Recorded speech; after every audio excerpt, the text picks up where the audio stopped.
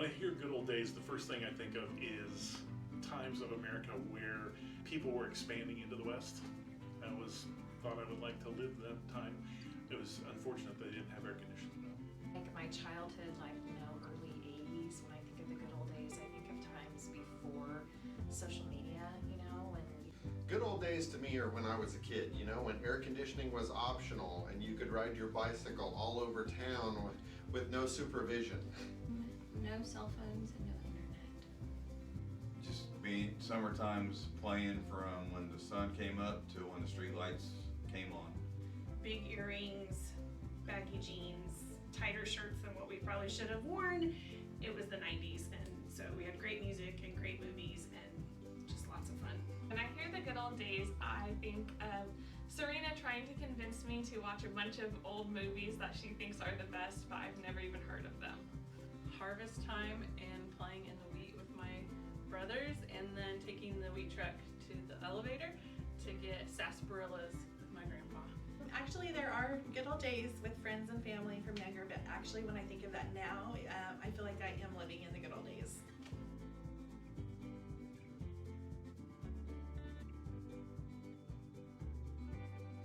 High school was constantly changing. I went to 3 different high schools. I got to know lots of different kids. I was active in 2 different sports and academics.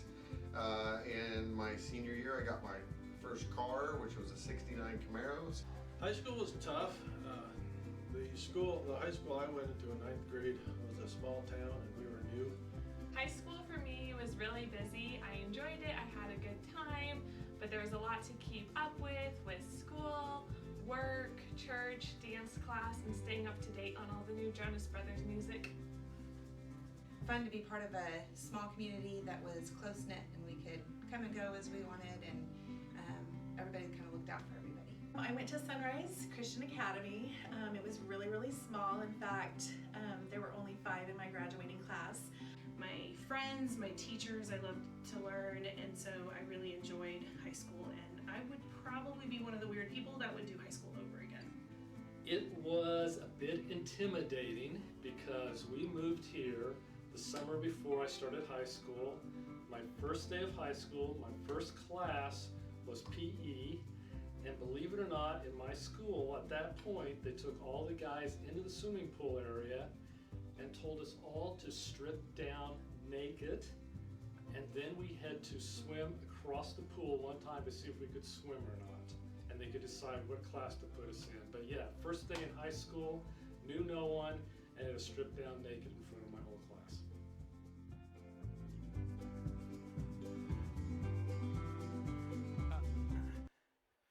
So, I do have to say that Gene had by far the worst first day, right? And did you know today's his birthday? Let's wish happy birthday to Gene. Gene's turning 32, so we're super excited for that. So good old days, that's kind of our new series. It's just a 2-week series. And I don't know if you know this about me, but I actually have an app on my phone that I have all these ideas and all these sermon ideas and all these message ideas, and I hear this story or I watch this show, I'm like, oh, that would be really good to talk about. So this was something that has been sitting on my phone for about 5 years now, and I just felt that this was the time to bring it up. I got this idea from watching The Office. Anyone have seen the TV show The Office? Okay. I love the show. My wife Katie and I have seen The Office probably 6 to 10 times all the way through. We absolutely love the show. The very last episode of The Office, there was a quote by Andy, and he was a former manager, and he went to work in Cornell and all that, and he's talking about his days in the office, and he says this: "I wish there was a way to know you were in the good old days before you actually left them." So, what this 2-week series is advice. It is the things I wish I knew when I was starting off in high school. So you seniors, you're not going to get as much because there's only 1 year left. Juniors and sophomores somewhat. But you freshmen, this is something that I wish I knew as a freshman, the advice I would give myself for this. So we're going to be a little real tonight. We're going to share some talk about this, and we're going to be sharing a little bit about what to do through your high school years. But here's the thing. I don't want you to waste your high school years, because here's what tends to happen. We look back in the high school years, and we look back and like, I wish I would have done that. And we kind of live with regret.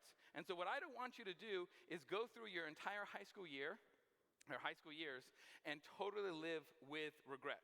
Now, did you know that some people view the good old days as, I think what Brad said, Old West in the 1920s, okay? Some people view them just their college years, or some view their high school years. And most times, what they're viewing is this sense of innocence, this sense of freedom, this sense of before there was responsibility, before you had regret. The good old days is thinking about that time, and some people might be thinking, oh, that's the 60s, 70s, 80s, whatever, or some people might be thinking, that's my high school years. Everyone's old time days is a little different, but all of them have one thing in common. This is before regret.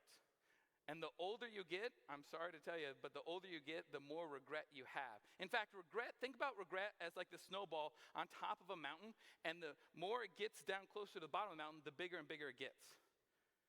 And we think about like, oh man, I wish I wouldn't have said that, or I wish I wouldn't have done that, or I wish I would have signed up for that. Whatever else it is, the regret, that's what it tends to happen when we think about the old days. That's before we had the responsibilities, before we messed up in those decisions.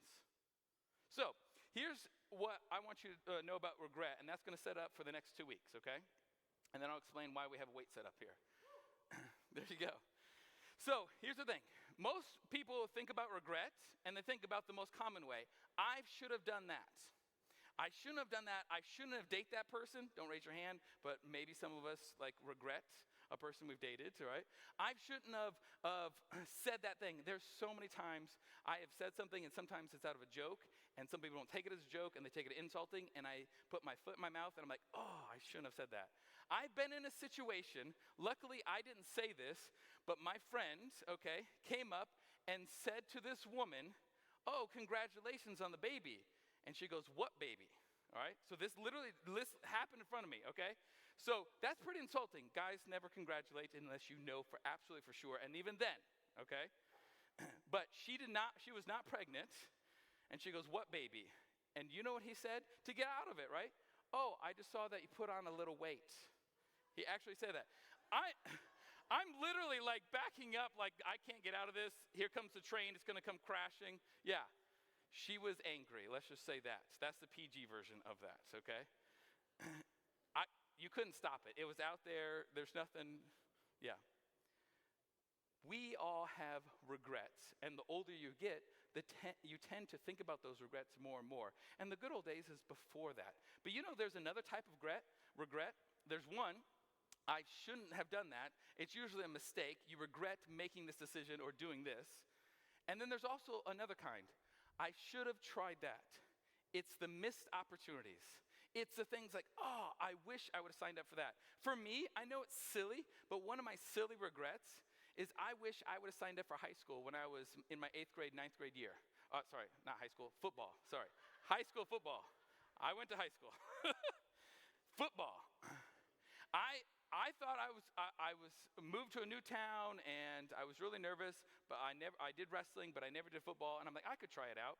So I went to one practice, I fumbled the ball, I was so embarrassed, no one made fun of me, I just was so embarrassed, I quit and never went back. And to this day, I still regret not at least trying it. I'm not saying I would have been good, but I regret not signing up for that. There was another trip when my school went on a school trip, and went to Germany, and I had an opportunity my sophomore year to go to Germany, and I was like, what's in Germany? I was an idiot, all right? And so I decided not to go, so I missed that opportunity. So there's things that we should have signed up for. Maybe you have this kind of regret. Either you shouldn't have done something, or you wish you would have done something. So every year, I've been doing youth ministry for 18 years. Every year, I have some kind of goodbye for the seniors. The past couple years, we've had In-N-Out night, all right? Most of you had In-N-Out night this past summer. We had the seniors lined up here on the stage, right? And we had a Q&A, an open Q&A. And every time, I make sure this question is asked. Either I ask it or someone else asks it. If you could go back to your freshman self, what advice would you give? 18 years doing this, okay? And every time, at least one, if not all the seniors shared about, man, I wish I would have done this, I would have done that. Do you know what? Out of these two regrets, no one has ever said, I wish I shouldn't have done that. Every single time it's, I wish I'd have taken my faith serious sooner. I wish I would have signed up for that mission trip. I wish I would have been more outgoing, which is the number one regret for seniors. I don't know if you knew that, is I wish I was more outgoing when I was a freshman and sophomores. And they kind of waited to their senior year before they actually took their faith serious, or some even said, took access serious. So here's what I want. I want to talk to you and be real with you tonight. I'm talking about this. These two words, what if? They're pretty powerful words if you think about it. What if?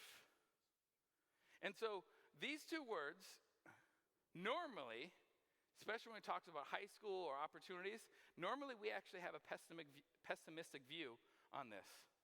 What if I fail? What if they make fun of me? What if they reject me? What if she doesn't like me? What if he doesn't like me? What if I don't know what to say? The problem is, that is true, but what if also works both ways? What if you get to accomplish something that you never even imagined was possible? What if God stepped up in a big way? What if you met your dream girl or dream guy? What if you have found a new purpose in life, or you found your new career, or you found your new passion, or you succeeded and got that time that you never thought you could get? See, too many times, what if is pessimistic. And so you know what we do? We literally just watch opportunities go by because we're afraid of failure. We're afraid of messing up. We're afraid of looking stupid. And so we blame it, and we use excuses like, I'm an introvert. I'm shy. I'm busy. We don't say I'm scared, but that's really what it is. I guarantee it that a lot of us have suffered some kind of fear or anxiety. And so what I want to do is I want to talk about two people tonight that actually looked at their fear and responded differently than what normally what people do. First off, I want to talk about Peter. Eric Samuel Tim painted that last week, and it was awesome that he was talking about Peter and Jesus in the water. So I want to unpack that just a little bit.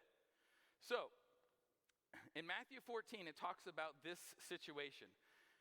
There's 12 disciples on the boat, okay? And they're out in the lake. And was it calm? Was the lake calm? What do you think? No. For some reason, all right, we sometimes think it's nice, cool, the waves are nice and calm. But it says there was a huge storm. In fact, they were scared that they could crash or they could sink because of the storm. So this picture is actually pretty mild waves, okay, in this. So here you have these 12 disciples. It's dark, it's stormy, it's raining, and they see this figurehead walking towards them. And they actually don't know if it's a ghost or if it's Jesus or something else, okay? And so they're trying to like, Jesus, is that you? So let's jump into the story. It's Matthew 14, and it says this. Jesus, is that you? That's what they asked him. But Jesus spoke to them at once. Don't be afraid. He said, take courage, I am here. He didn't say, take courage, I'm going to take care of that storm. He didn't say, hey, calm down, I'm in charge of the waves. Here, let me make it stop. No, the storm kept going. And he's walking in rain. He's walking on the water towards the boat. They're probably about a mile out. This isn't like they could see shore over there. No, this isn't like Jesus is walking on glass and it's some trick. He's literally walking on water a mile out in the middle of the storm. So 12 disciples who've spent probably a year with Jesus, who have seen Jesus perform miracle after miracle after miracle. What happens? Do they all get out of the boat? Do they all cheer? No. Peter, and only Peter says this. Then Peter called to him, Lord, if it is really you, tell me to come to you walking on the water. Do you catch that? Peter got out of the boat because of if it's really you. Peter was somewhat sure that it was Jesus, but he wasn't quite sure. He wasn't 100%. He literally got out of the boat, if it is you. That's a type of faith that's a little risky. That's a type of faith that's dangerous. That's the type of faith that scares other people. because he was the only one who got out of the boat. If it is you, not, all right, not, Lord, I know it's you, but if it is you, let me come to you walking on water. He actually was brazen enough, says, let me do a miracle like you're doing it now, Jesus. Did you ever think about this? Is what Peter says to him. And Jesus didn't say, okay, here's what I want you to do. I want you to pray 3 times. I want you to memorize these scriptures. Then I want you to take your sandals off and put your left foot out. No, he simply says 2 words. Yes, come. Yes, come. As in, come to me. So Peter went out to the side of the boat and walked on water towards Jesus. We zip through this miracle like it's no big deal, but this miracle had everything to do with the type of faith that Peter had. Where was the other 11 disciples? Got out of the boat. When they saw Peter walking in water, and Peter wasn't 10 feet from it, it was probably a good distance. It was a good distance so where Peter, if he started sinking, he couldn't turn back and jump on the side of the boat. It was completely out there. If I saw someone, and I'm just being real with you, if I saw someone walking on water, I would also do that. Okay, it's my turn. I'm going to jump off too, right? None of the 11 disciples saw Peter walking on water, saw Jesus walking on water, and thought to themselves, I can do that too. Why? So fast forward a little bit. Jesus dies, was resurrected, and goes up to heaven, and he gives us assignment. He says, I'm going to build my church on you, Peter, on your shoulders, Peter. He didn't build his church on the people who had the most knowledge, people who he would probably love the most. John, he was probably one of his favorite disciples. The people who had the most leadership experience, the people who had the most leadership potential, the people who cared the most, the people who served the most. No, he built his church on the person who was going to risk everything. That's a big deal. And too many times we get so focused that Peter is falling into the water and Jesus had to save him, then we realize that Peter was the only one who got out of the boat. When it comes to your faith in God, here's what I love what Stephen says. Fear is just faith in the wrong what if. When it comes to your faith in God, where is it concerning risk? Where is it concerning what if? What if I actually did share my faith to my one more person? What if? What if? Too many times we think doubt is the opposite of faith, but actually it's fear. Because you're going to trust in 2 things. You're going to trust in 2 things, either fear or faith. Are you going to move forward? Are you going to get out of the boat? This is something that I see an epidemic in the Christian community, is that we are in the boat, we're studying our scriptures, we're paying attention, we're trying not to be afraid of that storm, but no one actually gets out of the boat, or very few. So here's what I want us to do. I want to actually stretch you and not be in a comfort zone tonight, because that's what this tonight's all about. So you need to stand up. All right, everyone stand up right now. And I want you to find a different seat. You can't sit next to the people you are sitting next to. You can't even sit in the same row you're sitting next to. But you can sit anywhere. You can sit on the floor, chairs, anywhere. I want you to find a new spot and sit down. This is a stretch for some of you. Other people are looking like, okay, where's my friends going? And let's all sit together, and we're kind of coordinating. You don't have to sit with your friends. It's okay. I guarantee you, they'll still be your friends at the end of the night. It's scary simply sitting in a new spot. Why? I'm not asking you to put your life at risk. Just simply sit in a new spot. Some of you maybe have sitting in a new spot since you started Access. So here's the thing. What if either leads us to freak out or to step up? And I'm up here not to just encourage you, but also to challenge you. I'm not here so you can be comfortable. That's not my role. Small group leaders, they're going to be there to help you. They're going to be there to support you. But there's sometimes you need to be kind of kicked in your butt, because I do all the time. And sometimes God kicks me in the butt like, hey, or smacks me in the back of the head, wake up. What were you doing? So tonight I'm going to challenge each and every one of you to step up in a new and different way. So it leads to 3 things. When we step up, when we actually maybe get out of the boat, when we actually say, okay, I'm going to do something that's going to stretch my faith, it leads to 3 things. The first thing is actually it grows your faith. Too many times If you grew up in the church or if you were a Christian at the very young age, okay, things are exciting. In kids ministry and maybe in middle school, your faith is growing. It's awesome. It's wonderful. I'm playing dodgeball. Jen is teaching me all this good stuff, right? And then it gets to high school, and for some reason it starts kind of plateauing. And this is very common. It's okay. I'm not judging you if this is you, but it gets very common to plateau, and you don't understand why you don't feel as close or as passionate or as excited with your relationship with God anymore. Do you know why? Because our faith is designed to collect knowledge, collect that first-time experience, and we have this basic concept of knowledge, and then it gets to a point where it says, okay, knowledge is no longer enough. You need something more than knowledge. You need to actually experience it. You need to actually do faith-stretching experiences. You actually need to start doing something with your faith rather than just having it. So that is where it gets to the next level. Going on a mission trip, signing up to serve somewhere, sharing your testimony, praying for someone and then sharing your faith. Maybe you're one more person, whatever it is. So, can I have Micah coming up here? And let's have Luke. Come on, all right. So we're going to do some weightlifting, okay?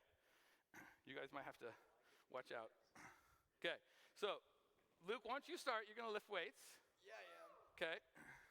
Micah's going to be your spotter. Yep, benching. So, Micah, how much weight is this? Okay. 65 pounds, all right? So, 65 pounds. Do you think he can do it? Yeah. All right, let's just do one rep. Okay, there you go, all right? Okay. So let's add the 35s on. Okay. So that was 65 pounds. Now we're adding 35 pounds on. Okay. The bar is 45. So 35 plus 35 plus 45 is? 115. Good job.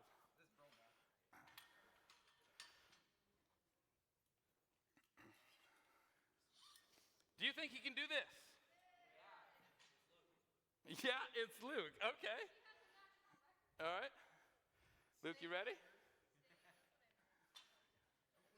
Okay. You got it?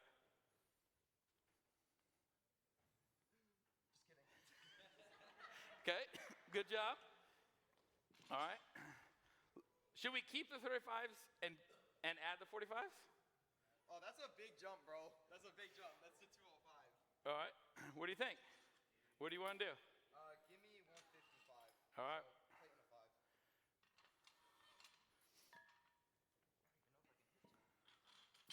Oh. So we're now adding 45s on there.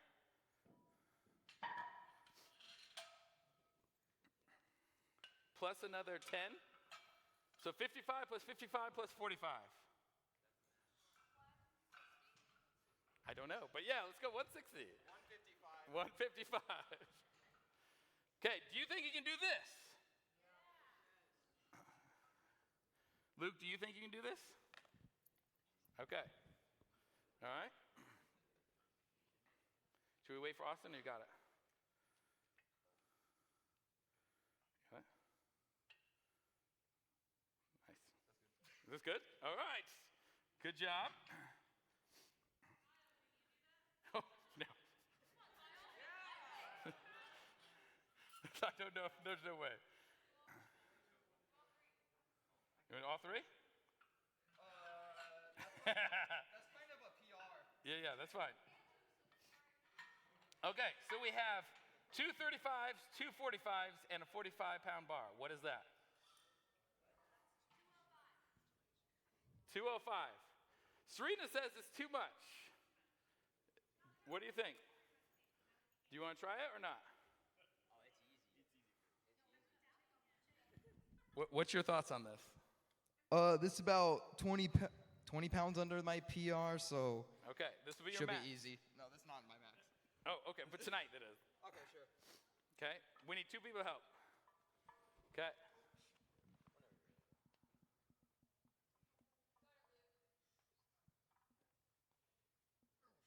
Yeah! All right. That was a bad rep. No, that's okay. So, let me ask you this. Here, hold this really quick. Holding. Okay. How long have you been lifting weights? Since 8th grade. Okay. How often a week do you lift weights? 5 to 6 times. Okay, 5 to 6 times. How long is each session? Anywhere from an hour and a half to like 2.5 hours. So there's this new sport that's kind of taken over high school, which is what? Powerlifting? Powerlifting. There you go. It's one of the fastest sports outside of esports that's sweeping the nation. What is powerlifting? So powerlifting is a competition with the big 3 lifts, we call it. This is going to be your squat, bench, and then deadlift. The competition, basically you get 3 attempts for each lift. You are doing a single repetition. Whoever gets the highest repetition for your weight class wins. Okay. So it's all about the weight, all right? Yes. So do you always start off with the highest amount and then work backwards, or what do you usually do? No. Okay, I usually start definitely sub-maximally. So I'll usually start anywhere from like 30 to 50 pounds underneath what I know I can, my current max, I should say. And then you just jump right up, or do you slowly, gradually go up? So the smart thing to do is usually to take your second attempt a little bit higher of a weight, and then your third attempt you want to match or break your personal record. Okay. All right, let's give it up for everyone. Thank you.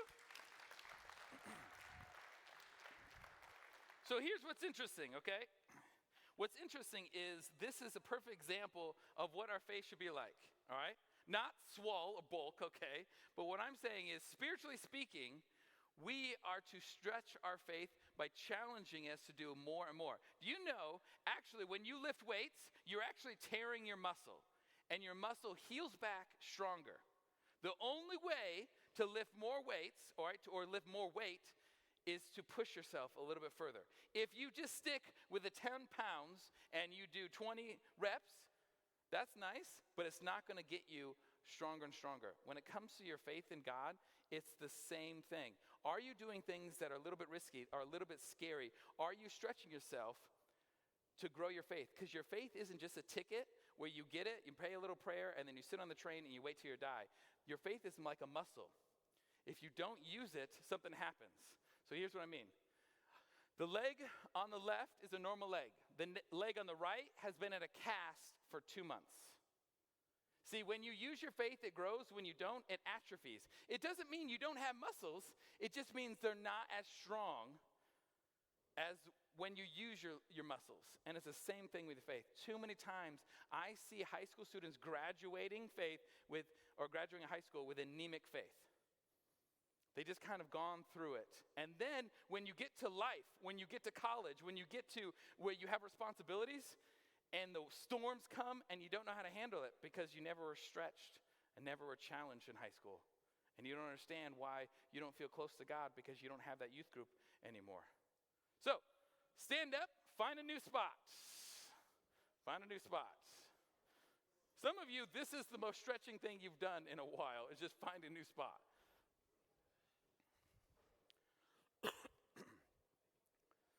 So, that's the first thing. Second thing, and we're going to zip through this, it gives you a new perspective. So if you're going to step up and actually do something with your faith, and stepping up, it could mean differently for anyone else, okay? It's different for every single person. It gives you a new perspective when you see on the other side of what if. This is a person who's afraid of heights. Can we have some sound? We'll watch this again. Just, oh my gosh. So we'll watch this one more time. It's really quick. He's afraid of heights. It's so high. It's not that high, bro. It's so high. It's not that high, JD. He looks down. It's not that high. Just, oh and my just faints. Oh my gosh. He completed the zip line. He has no memory of it, but he completed the zip line. It's not that high, bro. Okay? It's not that high. Sometimes. It's not that high. Just, oh my. Every time I just love this. Sometimes we need to complete something even if it absolutely terrifies us. There's been times, if you're a paratrooper, there's been times where you're training and you have to jump out of the airplane over and over again, and people freeze, and the instructor's responsible for kicking you out of the airplane no matter what. Like, sometimes God might put you in a situation where he says, okay, I know you're scared, but you're going to do it anyways. I'm not here to kick you out of the plane, but I hopefully want you to be prepared that something's coming because everyone has to move forward. Everyone has to risk something, but too many times we don't do it because we're afraid of failure. So, second person, 500 years later, is Esther. 500 years before Peter, Esther. So there's this king, King Xerxes with an X, really cool Persian king. He was one of the most powerful empires at that time. Esther came and won a beauty contest and became his new wife. Now she was a Jew, okay?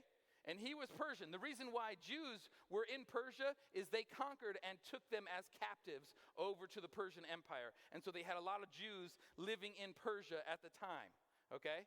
And the king was a nice king, but the Persian Empire wasn't really nice, particularly women. If you were a woman, there was the livestock, then the land as important. Here's what that means. Women had no rights. Here's a great example. If the king, all right, summoned his wife to see him and she doesn't drop everything and run to him, she'll be killed. And it's totally fine in that Persian world. Also, if she wants to speak to the king, but he did not summon her to speak to him, she's killed instantly. He has all the power, she has none. This is what is normal Persian society, okay? So Esther here is the queen, but she have very little influence. There was this guy who was an advisor of the king, and he's like, I really hate the Jews. So he got the king drunk and basically convinced the king to make this decree. Okay, in 1 month from now, we're going to kill all the Jews. We're just going to wipe them out. And once a king declares something, he can't go back on it. It is declared, whether he's drunk or not. So Esther knows this, but doesn't know what to do, and it's kind of step back a little bit. She has this uncle who says, we need to do something, but what can we do? I know, I'll talk to my niece, Esther. And so the book of Esther in the Old Testament is fascinating because it's Mordecai saying, Esther, you need to do this. You need to try this. And Esther is like, okay, but remember, if I go in front of him, if I ask the king to see him, even if it is to save my own life, I could end up dying because I wasn't asked to do this. So here's Mordecai's letter to Esther. And it says in Esther chapter 4. And the whole book spins on these two verses, turns drastically, entirely 180. Before, it was doom, doom, doom, and then this happened, and hope, hope, hope. So he says this, Mordecai says this, if you keep quiet at the time like this, Esther, deliverance and relief for the Jews will arise from some other place, but you and your relatives will die. Who knows if perhaps you are made queen for just a time as this? So I want to focus on two things. First off, relief for the Jews will arise from some other place. Mordecai had enough faith in God and says, look, God's will is going to happen no matter what. God might have someone else to do it, but then he says this, but Esther, maybe your life purpose isn't a career, isn't who you married. Maybe your life's purpose is a single moment, and this is it. Are you going to go to the king and ask to save the Jews, your people? He's saying, look, God's will is going to happen no matter what. But your purpose is, are you going to step up and do what God has placed you in this very moment, at this very time, to have immense amount of influence over a king that no one else could? So, as we know, Esther responded with this. Go and gather together all the Jews of Susa and fast for me. Do not eat or drink for 3 days and night or day. My maids and I will do the same. And then, though it is against the law, she's basically a nice way of saying, then I could die, I will go to see the king. If I must die, I must die. What's interesting is there's not a lot of men in the Old Testament who says this. If I die, I must die.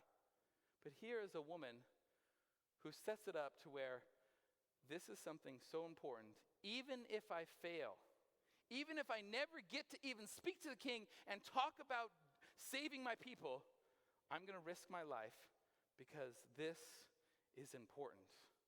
And maybe I was created and put in this time, just a time for this. I don't know where each and every one of you are, but I know that there are people in your life that you have influence over. And if you are a believer in Jesus, I guarantee you, you are put in such a time as this to tell them, to show them about Jesus. So here's the thing. what was the last time, or what was the last thing you risked for God? Or put another way, what was the last thing God asked you to risk? And maybe it's not your life. Maybe we're not talking about you need to go out and sacrifice yourself. That's not necessarily what I'm asking, but maybe I'm asking your social media life. Maybe I'm asking your sports life. Maybe I'm asking your public life versus your private life. Maybe God is asking you to risk that for the glory of God. So, last thing. When you step up, it means to avoid regret. It doesn't mean that it's going to be easy. It doesn't mean every single regret's going to be gone. But too many times I've seen people who make mistakes and feel better for it than people who never tried. What if works both ways. Here's what I'm saying. Make 1,000,002 mistakes. It's okay to make mistakes. It's not okay to waste your time and keep making the same mistakes, but make 1,000,000 mistakes, and it's better to try and fail than not try at all. But too many times we get anxiety, we get nervous because we don't want to be made fun of, or we don't want to look like an idiot or a loser, or we don't want to be rejected, whatever it may be. The person who always risks lives with fewer regrets. Failure after failure, and I can go into a ton of examples. Abraham Lincoln failed and failed throughout his career, and yet he is known for being one of the best presidents, if not the best president the United States ever had. Too many times we focus not on the failures, but we don't even remember the people who don't even try. So, here's what I'm going to do. Here's what we're going to end tonight before we go into small groups, okay? I'm going to challenge you. You either can step up. Maybe your big thing, that one thing that requires risk, the one thing that's kind of nervous, makes you nervous, is your one more. We talked about this all the past couple weeks before Launch Fest, is praying about and thinking about a person who doesn't know Jesus, and maybe your big thing is telling them about Jesus. Or maybe it's signing up. Maybe you've never served before, and you're just here on a Sunday morning, or you're at home on a Sunday morning, and you're watching on your phone, or you're playing video games, or you're just hanging out and avoiding people at all costs. Maybe that means you need to serve somewhere. Maybe it means starting a Bible study in your school. Doesn't even have to be serving here at the church. Whatever it is, we sent you a text message to think about and pray about if you want to start serving somewhere. But it's so much better if you do something with your faith rather than just have it. Maybe it's signing up for Student Impact, like Austin said. You know what? We need male singers. I love our worship bands, all right? Our worship band is great. And man, I love Sunday nights when it comes to worship and all that. But they would say, they need male singers, and I am musically challenged. You do not want me singing, all right? So maybe that's you. Or this is what we're going to do instead. I'm really excited for this because I've been wanting to do this for years, but we haven't had a chance to. In just a moment, okay, there are envelopes and letters and pens either in the bucket or behind your seats. And here's what we're going to do. We're going to spend the next 5 to 10 minutes. We're going to write a letter to ourselves on the day you graduate. It's a time capsule letter. I'm going to keep the letter. If you're a freshman, I'm going to keep the letter for the next 3 years. When you graduate, I'm going to give you this letter, and you can read what life was like when you were a freshman. When you're seniors, it's 1 year, okay? So go ahead, stand up, grab a letter, grab an envelope, and spread out throughout this room. Don't leave this room, but you can fill that